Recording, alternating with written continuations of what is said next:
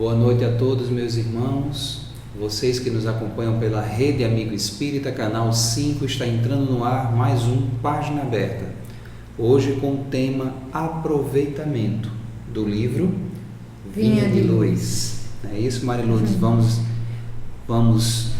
aproveitar o que Emmanuel vem trazer hoje na noite para a gente, né? Com certeza. Sem dúvida, algo maravilhoso, como sempre. Boa noite a todos e todos os irmãos, que possamos, nessa comunhão, não é, desta noite, ter mais essa página bendita, os ensinamentos de Emmanuel.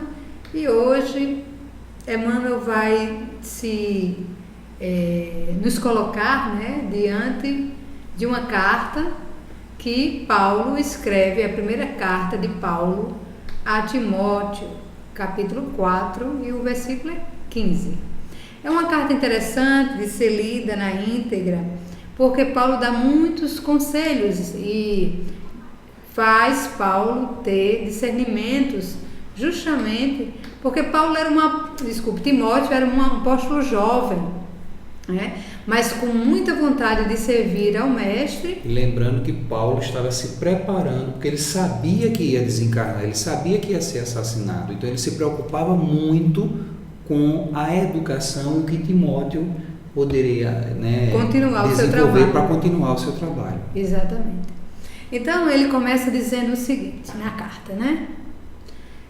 Mas o Espírito expressamente diz que nos últimos tempos apostarão alguns da fé, dando ouvido a espíritos enganadores e a doutrinas de demônios, pela hipocrisia de homens que falam mentiras, tendo cauterizado a sua própria consciência, proibindo o casamento e ordenando a abstinência dos alimentos que Deus criou para os fiéis e para os que conhecem a verdade, a fim de usarem deles com ações de graça.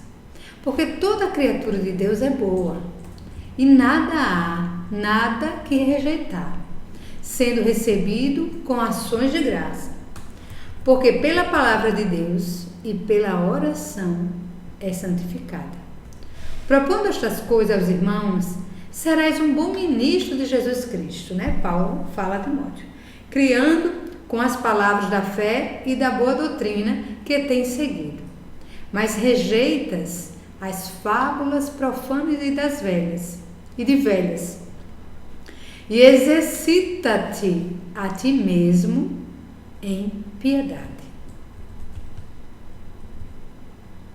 Porque o exercício corporal,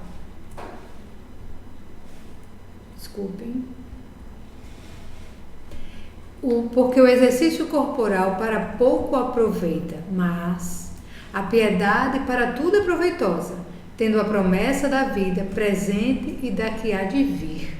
Paulo já, né, colocando a vida futura. Esta palavra é fiel e digna de toda aceitação, porque para isto trabalhamos e somos injuriados, pois esperamos no Deus vivo, que é o Salvador de todos os homens, principalmente dos fiéis. Manda estas coisas e ensina-as. Ninguém despreza a tua mocidade, mas seu exemplo dos fiéis, na palavra, no trato, no amor, no espírito, na fé e na pureza. Persiste em ler, exorta e ensina, até que eu vá. Não desprezes o dom que há em ti, e o qual te foi dado por profecia, com a imposição das mãos do presbitério. Medita, e aí vem um versículo específico, né? Versículo 15. Medita estas coisas, ocupa-te nelas, para que o teu aproveitamento seja manifesto a todos. E só mais um pontinho, ele diz assim: tem cuidado de ti mesmo e da doutrina, persevera nestas coisas, porque fazendo isto te salvarás tanto a ti mesmo como aos que te ouvem. Então, é uma belíssima carta que vale a análise, a leitura completa de quem puder ler. Carta de Paulo, primeira carta de Paulo a Timóteo, capítulo 4. Então traz todos esses ensinamentos e Emmanuel, né, Queiroz, como sempre, traz um título já nos trazendo um chamamento, né? E o título de hoje, que é o capítulo 14 do livro Vinha de Luz, aproveitamento. E aí fica a questão. E eu creio que sempre daqui a um século, 2, 3, quando estivermos em outras vestimentas, estudando, né, com outras bases, essa maravilhosa apoteose da ciência do infinito que o Espiritismo nos traz, a gente vai dizer do mesmo jeito que eu estou dizendo hoje: nunca foi tão atual e tão necessário. Porque o que a gente vê em todos os círculos, principalmente no que a gente movimenta muito nos dias atuais, que é a questão das redes sociais, né? Esses vínculos de WhatsApp, Facebook, Twitter, esse vínculo de aproximação virtual, de debates, que fomentam discussões, que fomentam a notícia literalmente instantânea, muitas e muitas vezes até mais rápida do que a própria televisão. Mais rápido. A gente vê justamente como a gente está deixando de aproveitar situações para crescer, dando asas, Marilourdes, a situações para fomentar intrigas, discórdias, dificuldades, trapaças, muitas e muitas vezes mentiras, porque nós somos, né, a gente tem esse defeito de mal pegar uma notícia, mal verificar a veracidade, o fundamento, a base, a gente já vai multiplicando, a gente já vai colocando à frente, e colocando isso à frente eu estou assinando embaixo. É verdade. E quantas vezes, quando a gente vai chegar na questão, no cerne da coisa, tinha nada a ver. Era um engano, era um engodo, né? Melhor dizer, e em muitas circunstâncias denegrindo ou prejudicando. E infelizmente a coisa é tão séria, Marilourdes, que a gente verifica, infelizmente, pessoas que vão às rédeas do suicídio em virtude dessa falta de prudência, dessa falta de atenção, como Emmanuel diz, de aproveitamento. A falta, como Paulo diz, de meditar estas coisas. Porque essa primeira frase de Paulo, ela já nos daria suficiente elemento para a gente ter muito zelo e cuidado. Desculpa. Medita essas coisas, né? Medita para que, aliás, ocupa-se nelas, para que o teu aproveitamento seja manifesto a todos. É aquela história do crivo da peneira. A gente está deixando de lado a razão, não está balizando o Cristo e entrando nas vias das coisas puramente mundanas, que visam aproveitamento pessoal,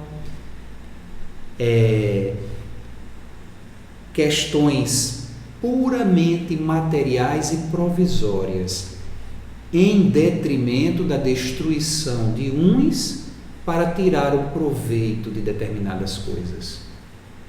Porque a gente sabe que, dependendo de qualquer circunstâncias vivenciais, todo o governo do que acontece na Terra está sob a égide do Cristo. E nesse sentido, o que é que nos cabe realizar? A parte primordial do meu burilamento. Cada um de nós somos beija-flores diante de um imenso incêndio. Se cada beija-flor vai à fonte enche-se do líquido precioso da fonte, vem e despeja, mesmo que em gotículas, as chamas com o intuito de apagar, com o intuito de fazer excluir-se, né? ou apagar mesmo, ou eliminar o incêndio. Um só fazendo isso, ou um pequeno grupo, pode até parecer a maior das besteiras, das ingenuidades. Mas imaginemos se todos comecem a comungar nesse intuito. Não há incêndio que resista. Em consequência, não há mal que persista. Se o mal existe como fonte do erro humano, ele se alimenta justamente dessas falsas percepções de nossa parte, essas faltas de atenção nossa e o desleixo em não querer trabalhar, né? E não querer fazer a parte que compete a nós no concerto universal da vida, não é? E Emmanuel começa dizendo... Desculpe, Teresa. E é interessante a gente poder perceber nessa fala de Paulo, né? Se nós nos ocuparmos, né? Primeiro ele diz que nós precisamos meditar. Né? A meditação é um mergulho profundo dentro de si. Que às vezes a gente nas ideias, no sentir, né? Exatamente. Porque muitas pessoas pensam que meditar é estar na contemplação, e não é isso. É estar com a mente vazia. Não, também vazia não é isso. das besteiras, exatamente, mas cheias de Deus. Exatamente. Lembra que Peixinho disse no MIEP do ano passado, ou foi retrasado, né? Que é o movimento de integração do espírita paraibano, que é feito todo carnaval lá em Campina Grande. Ele disse que o homem não chega a Deus justamente por ele não esvaziar a mente, por ele ter a mente muito cheia, né? Muito envolta nas dificuldades do caminho de forma externa. Ele só vai chegar a Deus na medida que ele for se esvaziando, limpando sua mente, entrando nesse processo de meditação, de silêncio extremo, para poder ouvir Deus. Isso, exatamente. Então, nessa escuta, que é a meditação de si, e podemos colocar assim, da mensagem do Cristo, da mensagem da espiritualidade, e se nós nos ocuparmos nela, para que a gente possa tirar o melhor aproveitamento, né? E agora, Emmanuel continua dizendo que quando nós estamos, né, dentro desse ambiente de meditarmos, de analisarmos, de nos ocuparmos no bem, a gente vai ter um melhor aproveitamento. Agora, se nós tomarmos um outro caminho, é o que Emmanuel vai começar a dizer agora. Paulo, né, falou na carta a Timóteo e agora Emmanuel vai falar. Isso. Aí Emmanuel diz: geralmente o primeiro impulso dos que ingressam na fé constitui a preocupação de transformar compulsoriamente os outros. Isso é a verdade. Falta do exercício pessoal. Mas esse impulso, que é de paixão, e a gente sabe que a paixão ela é muito cega, ela não é algo assim segura ou alicerçada, porque justamente não é meditada, é de impulso. De impulso. Então, nessa circunstância, o que é que eu faço? Eu quero transformar os outros na ideia do que eu acho que é certo, que eu acho que é certo, a forma que eu acho que tem de ser. E quantas coisas erradas é feito, né? Intuito. Essa minha forma de pensar, de agir, de ser, não está trazendo, né, para o outro. E aí a gente vê quantos conflitos e quantos relacionamentos não dão certo, justamente porque eu quero que o outro seja aquilo que eu deveria ser e ainda não sou. O pior de tudo, eu ainda não sou, né? Então essa ânsia daquela história, né, do príncipe da princesa dos contos de fada, né? Das pessoas que têm de fazer tudo o que eu quero, até sufocando as próprias vidas, as próprias ideias, a própria liberdade, muitas vezes, e circunstâncias, para satisfação pessoal do outro. E aí as pessoas começam a se sufocar. E aí essa parte, né, acaba se transformando em desgraça, em mal feito, né? Porque não é assimilada, não é meditada, não é pensada. E o jogo das circunstâncias não é por aí. Aquele que tem fé, a fé significa fidelidade. Não é fidelidade para que o outro possa cumprir a parte que eu estou entendendo. É fidelidade no sentido de eu comungar com aquele ideal e eu fazer da forma com que aquele que me ensinou, aquele que trouxe o conteúdo, realiza e assimila como a verdade universal e não como a verdade individual, pessoal, egóica, né? Egóica do ego que quer manifestar de toda forma a sua expressão, o seu jeito de ser. A base de transformação de quem tem verdadeiramente fé é a pessoal.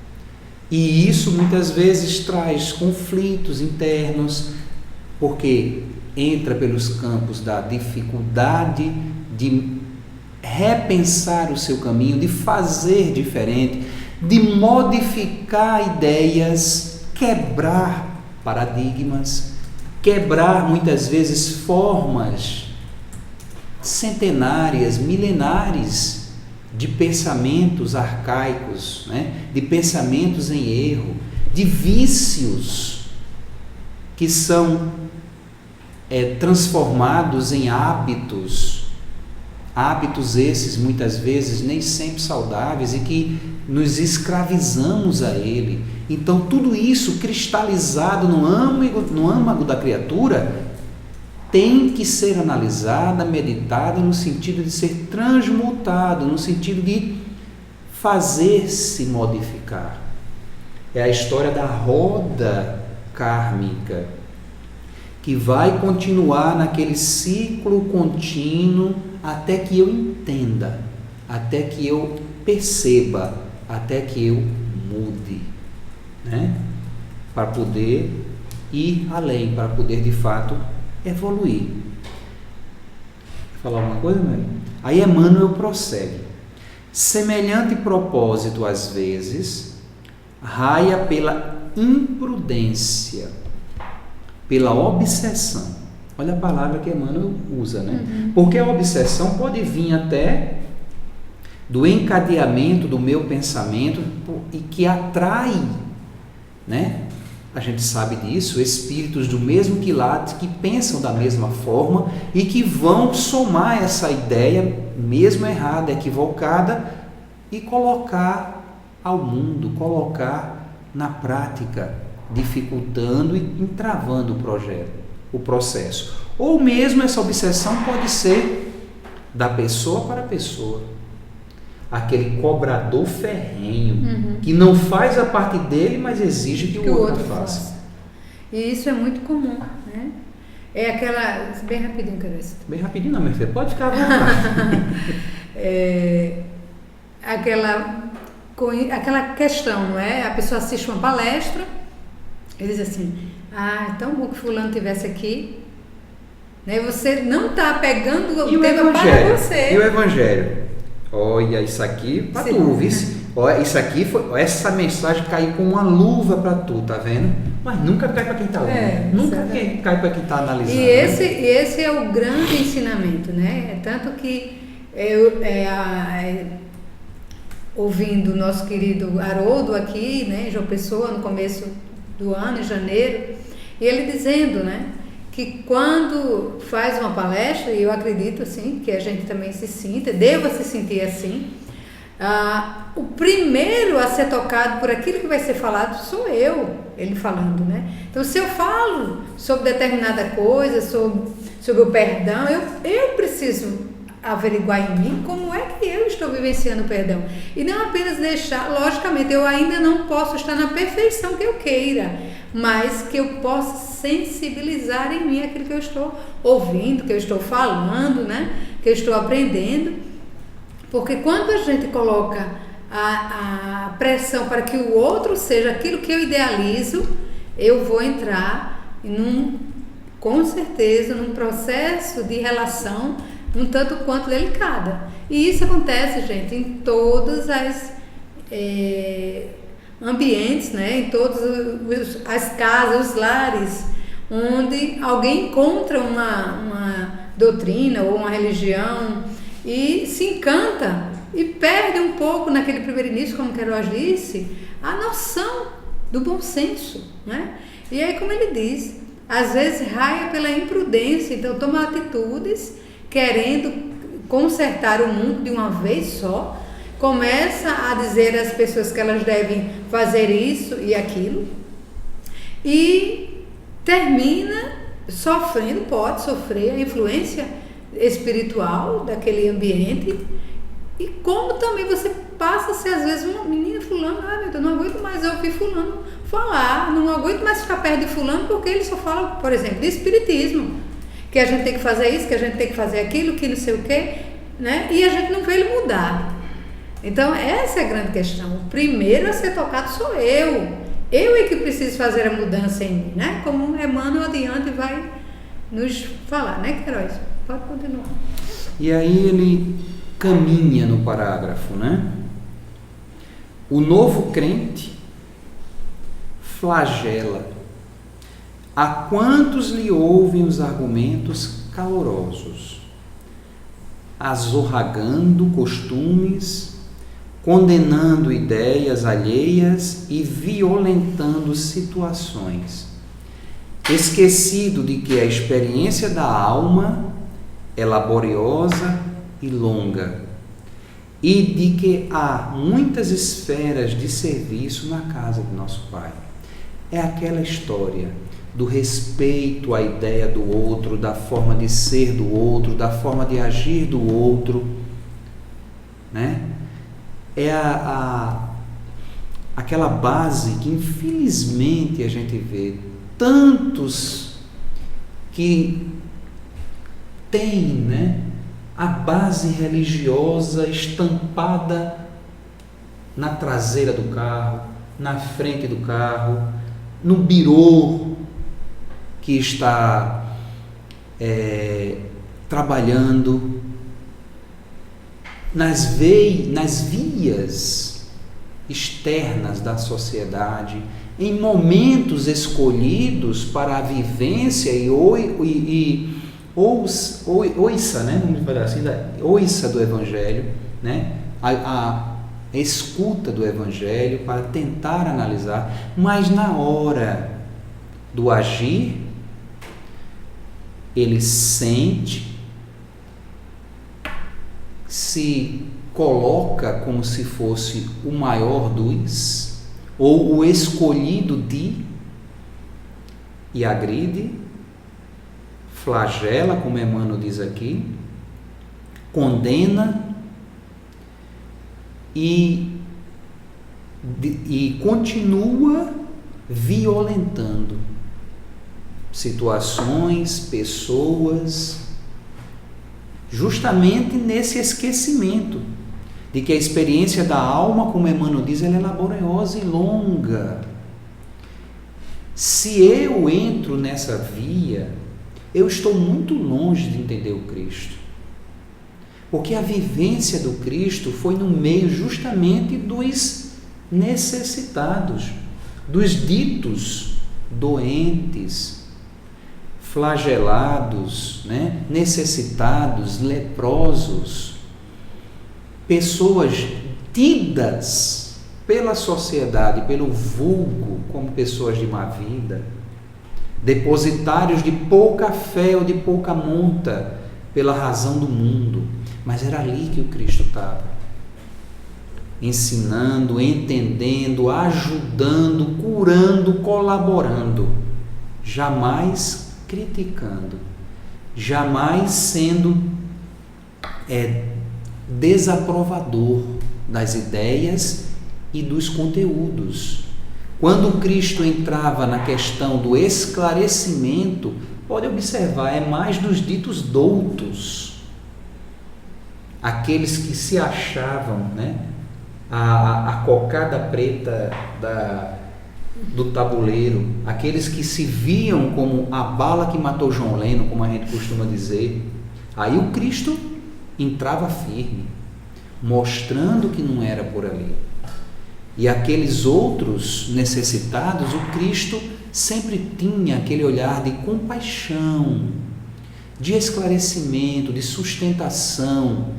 Avante os miseráveis, avante os que sofrem, os que estão sobrecarregados, né? Os famintos e com sede de justiça.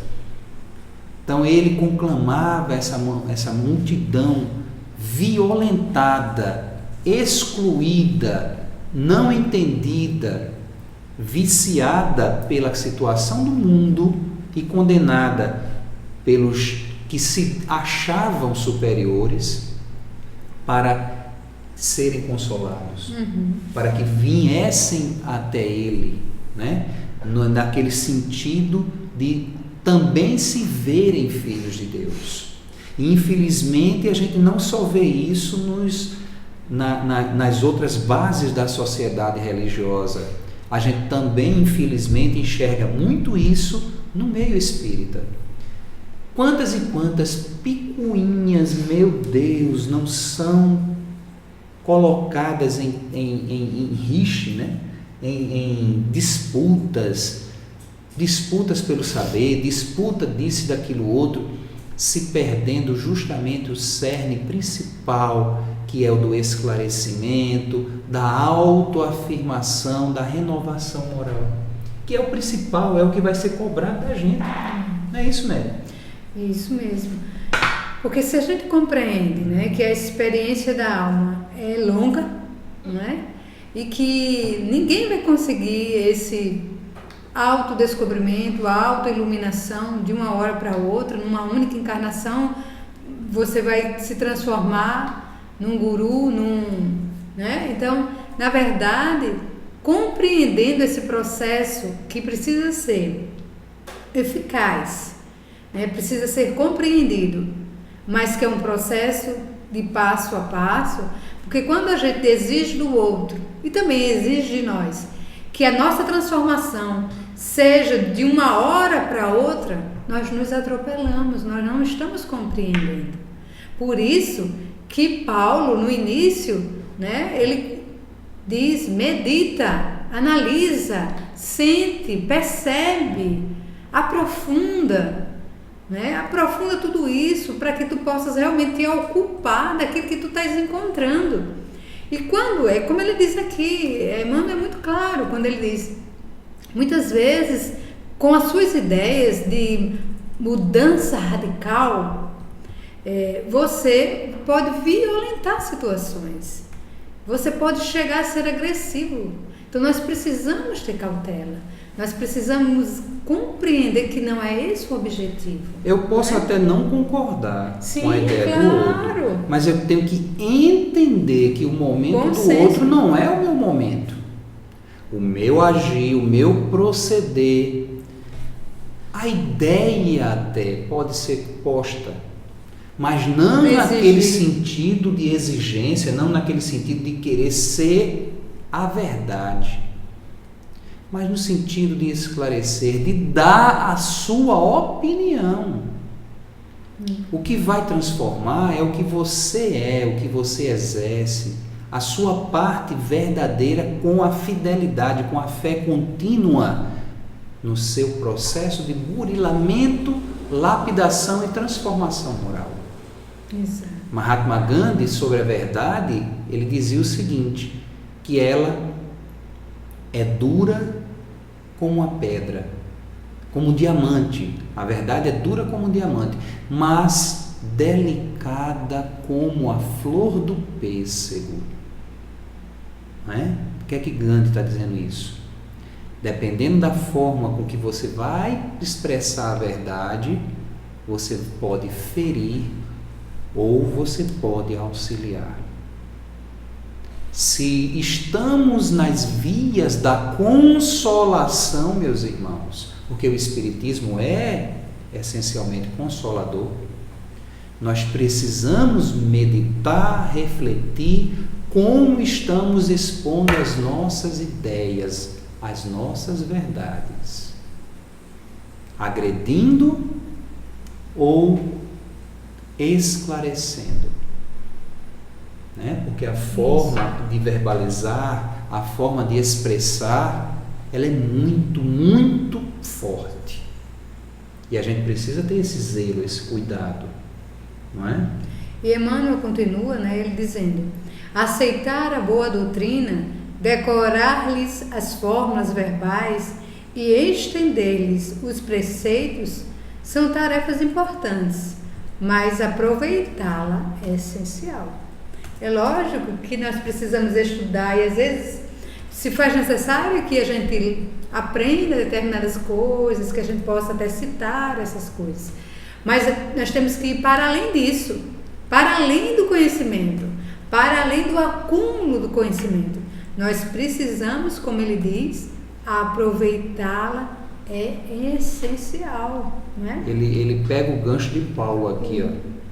Meditar as coisas, ocupar-se nelas para que o nosso aproveitamento seja manifesto. Isso.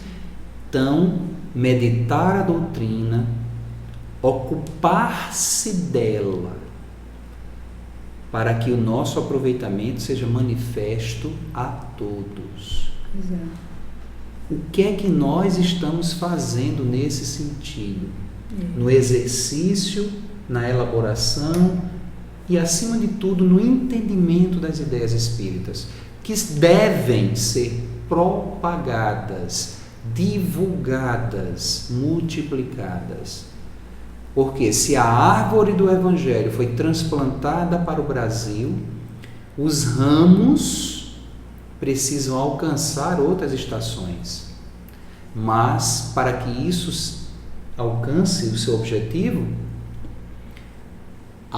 nessa parte da obra que é de Deus, do Cristo, precisa da colaboração nossa, nesse exercício de transformação moral, de mostrar o que é o verdadeiro cristão. Aquele que perdoa 70 vezes 7, aquele que mostra outra face, aquele que ama os inimigos.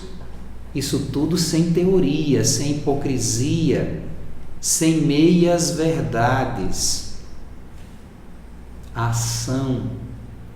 O mestre, o caminho para a verdade e a vida, a gente já disse, a gente já verbalizou quem é. Mas será que de fato o nosso coração, a nossa mente está em equilíbrio com a nossa palavra? Não é? E aí ele continua dizendo: muitos companheiros apregou ensinamentos valiosos, todavia, no fundo estão sempre inclinados a rudes conflitos, em fase da menor alfinetada do caminho da crença. Não toleram pequeninos aborrecimentos domésticos e mantêm verdadeiro jogo de máscara em todas as posições. Então, isso é muito importante, porque também, às vezes, você utiliza, né, a máscara da pessoa mansa, pacífica, mas no seu lar, diante de qualquer aborrecimento, você se transforma.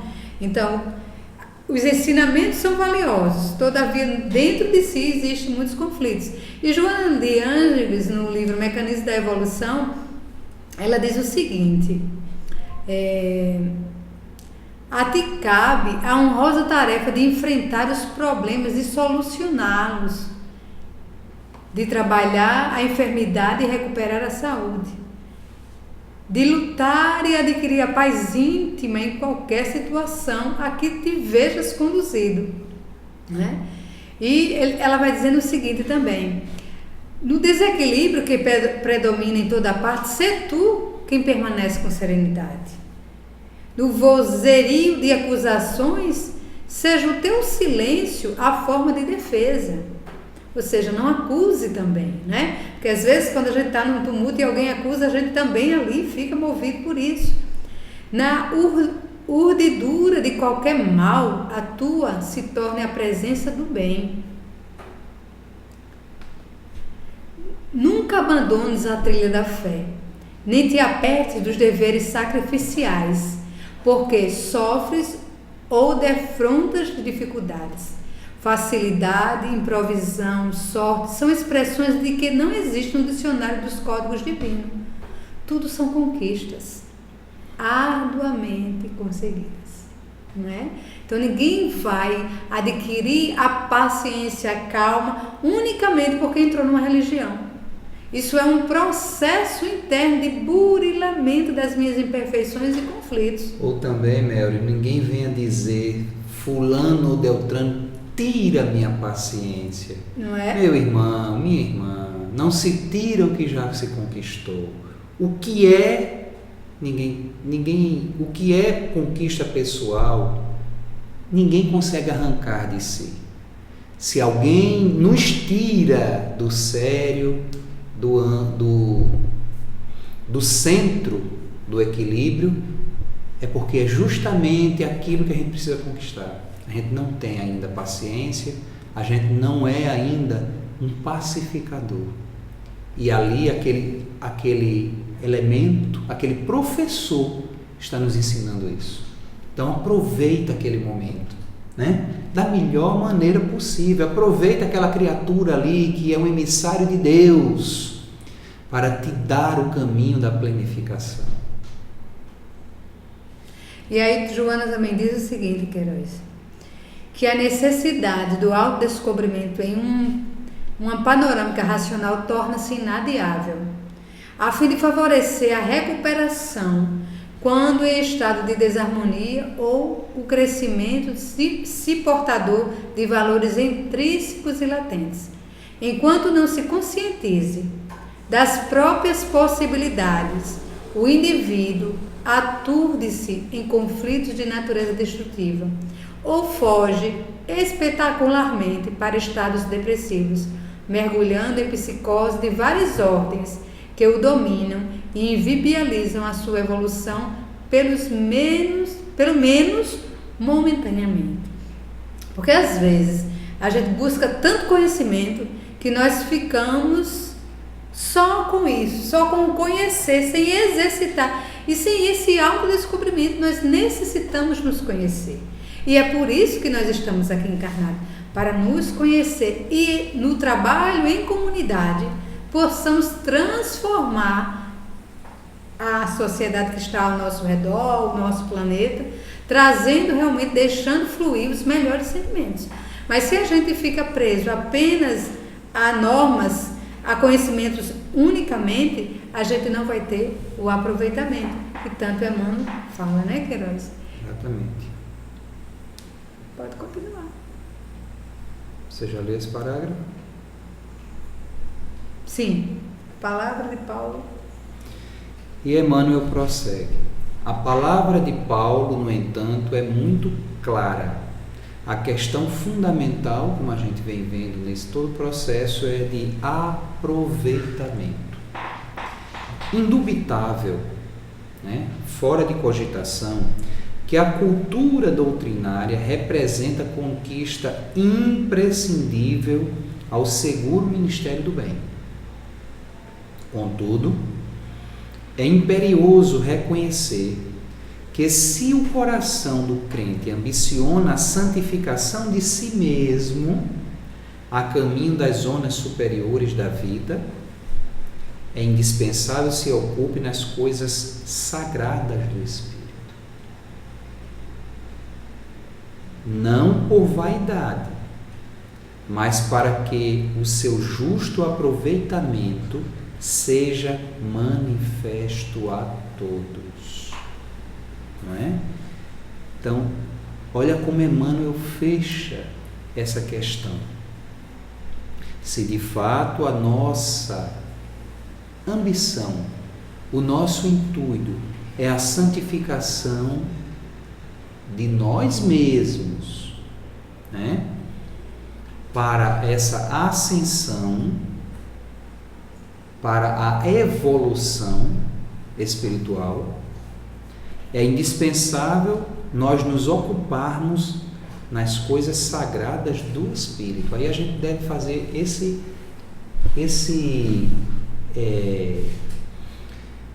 questionamento do que de fato eu considero coisa sagrada do Espírito e o que de fato é coisa sagrada do Espírito, né?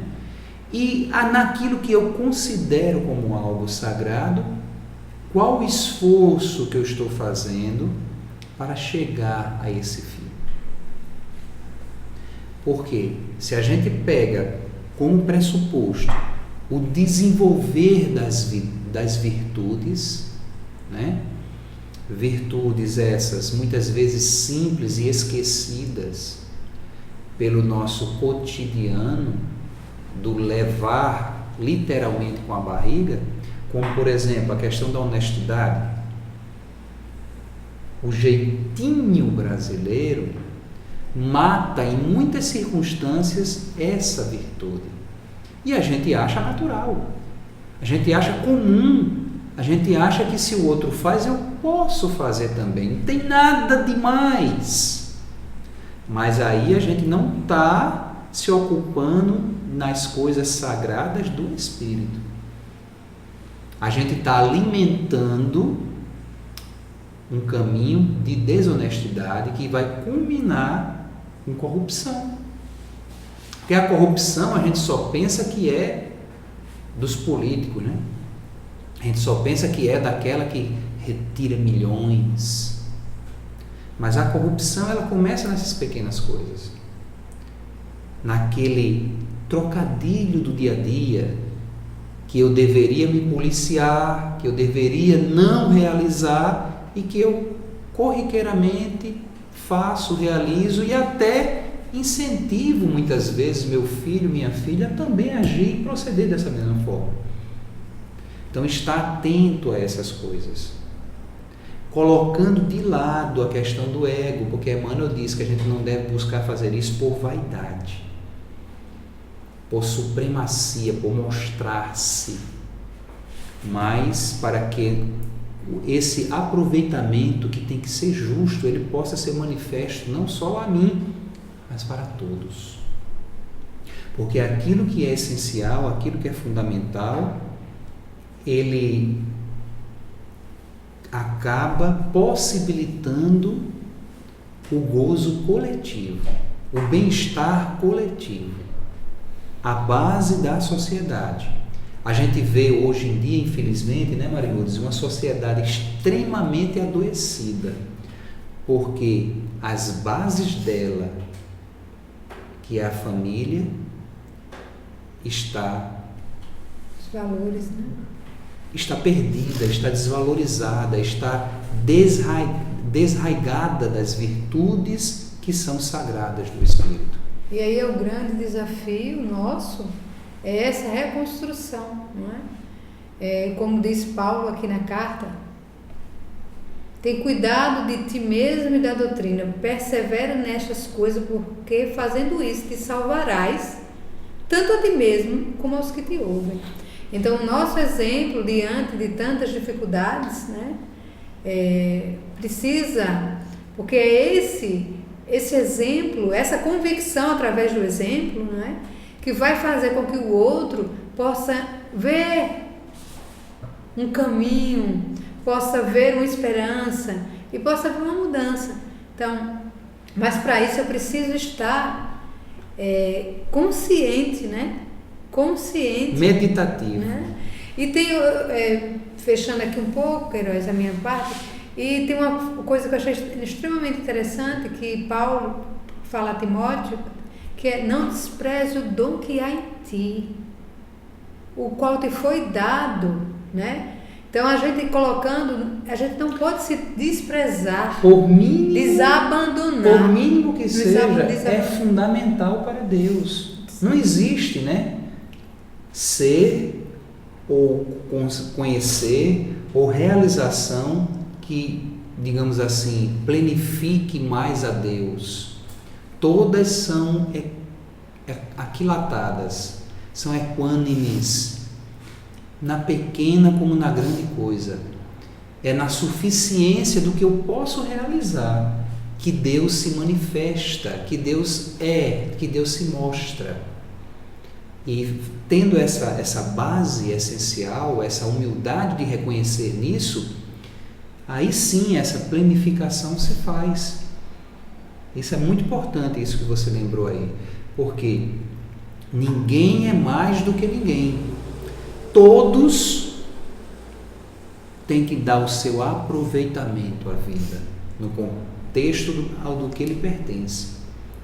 Tem uma música de Alan Filho chamado Herança, que ela dá realmente esse contexto de reflexão, de meditação, de que vale a pena procurar realizar com Deus o propósito em mim para a fidelização às coisas santificantes da vida e consagradas ao Espírito, para que o mundo realmente possa ser aquele céu que todos nós almejamos. Alan Filho começa dizendo o seguinte: já te deste conta de que és herdeiro? Já te deste conta da riqueza a te esperar? Mais do que a fortuna do homem rico, mais do que mais do que o nome de um rei em seu altar. Como ser, ó Deus, um herdeiro seu? Como ter em mãos a herança de viver? Como ser mais eu, se não sei quem sou? Se o mundo herdou a pergunta a se fazer, como ser, ó Deus? E sempre me respondestes, apenas não quis notar, que já era herdeiro seu, embora eu vivesse sem querer acreditar. Sempre fui, ó Deus, um herdeiro seu. Sempre tive em mãos a herança de viver. A verdade, então, nunca se escondeu. Hoje sou mais eu, porque sei que herdo o seu amor. E sempre me respondestes, apenas não quis notar, que já era herdeiro seu, embora eu vivesse sem querer acreditar.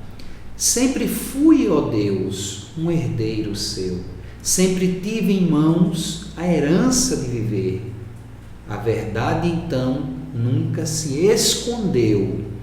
Hoje sou mais eu, porque sei que herdo o seu amor. Porque sei que herdo o seu amor. Então, meus irmãos, fiquemos nessa contemplação para poder aproveitar melhor essa santa oportunidade na vida carnal que agora nos é presenteada como oportunidade nesse momento de regeneração, nesse momento de mudança, de transição planetária, que possamos fazer a nossa parte da melhor maneira possível. Porque, como diz Alain, somos herdeiros de Deus. Apenas ainda não entendemos isso. Mas na fé, na consolação da doutrina, podemos manifestar a todos esse fim. Meditando nestas coisas, ocupando-nos nela, para que o nosso aproveitamento seja manifesto a todos. Não é isso, Maria Luísa? Então ficamos aqui, com mais uma página aberta e nos encontraremos na próxima quarta-feira, e que tenhamos uma boa noite e possamos ficarmos na paz de Jesus. Um beijo no coração de todos e até quarta-feira que vem.